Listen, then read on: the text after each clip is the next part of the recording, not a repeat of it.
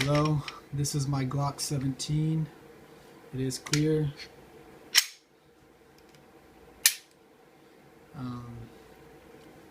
This is the Glock 17 after the grip reduction and the stippling job that I did. This is how it looks, finished product. So far, I still want to do a little bit more to the lines right here, you know, for the index points. I did do a, what is that, a relief, trigger relief, whatever. And it looks nice. Looks really nice. Let me just go over the tools that I used. I did use a Dremel 3000 to do the reduction. It's right there. And then I also went and bought sandpaper from AutoZone with the grit as shown right there, and I went with a little bit higher of a grit, and that shows right here. And I used all of it. So what I did, I used the Dremel. I basically dremeled everything, even up here on the neck area, just so I can hit that mag release easier. And it does help. It did help me, and it's not such an aggressive sanding job that some of the plastic's going to give away. It's all still very stiff. I did take off obviously the little panels that were right here. They're gone. All the finger grooves, the little panels on there are gone. Everything's gone. So I did take some off. There was plastic everywhere, but it's still very strong. So I didn't take off a whole lot. So then I went through the sandpaper, Dremel, sandpaper, all the sandpaper sizes, all the way up to 2500. I did it again, and then I found some imperfections that I didn't like, and I got the Dremel again. Boom, did it again, sandpaper all over again, and then cleaned the gun, washed it, took off all the plastic, let it dry, and then I started my stippling job. Back to the sanding real quick. It took me about 3 days, about 2.5 hours each day, just on the sanding alone, because I wanted it to look nice, and it did come out real nice. For the stippling tool that I used the RadioShack tool from RadioShack, 11 pieces, and this is the tool right here. The reason why I chose this tool instead of others is because on YouTube there's tools that come out to here, you know, and I wanted something a little bit closer, and it worked lovely. It was really nice, really awesome.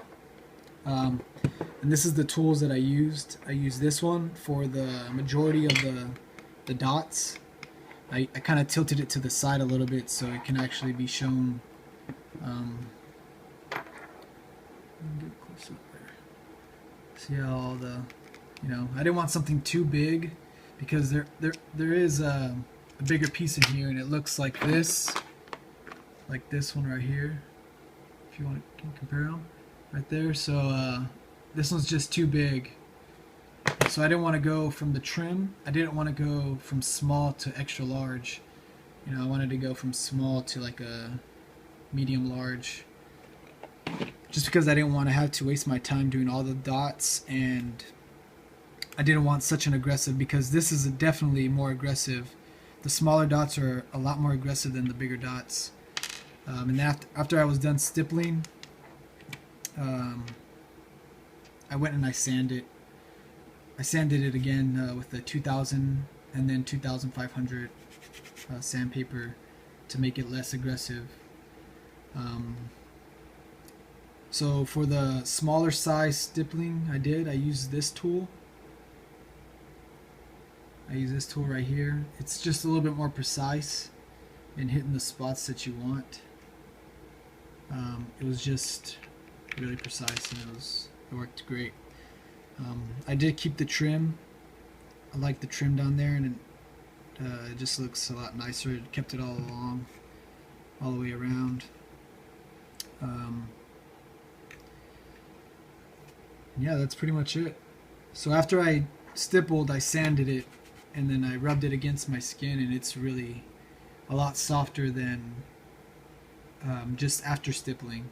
Like if you didn't sand it after you stippled it, it's a lot big difference on the aggressiveness against your skin. And this is going to be my everyday carry, so I really needed I needed some grip, and it does give that grip. It does provide that grip. It's better than nothing, and it's better than the old the factory grip. But yeah, I would recommend. The only thing that I didn't like is that I kept it in a pattern, because every dot is a different size. They all look pretty much the same, but sometimes some dots are bigger than others, so you kind of overlap. So instead of going in a pattern, trying to keep it all straight, I would suggest going random, because as you can see, this kind of goes like an arch, and then everything else is kind of straight. Some lines overtake others, so I would just suggest if you do this, do it random. Do your best, take your time, and if you have any questions, do your research, or you can ask people around. But yeah, this is my Glock 17 HD sights, and it's awesome.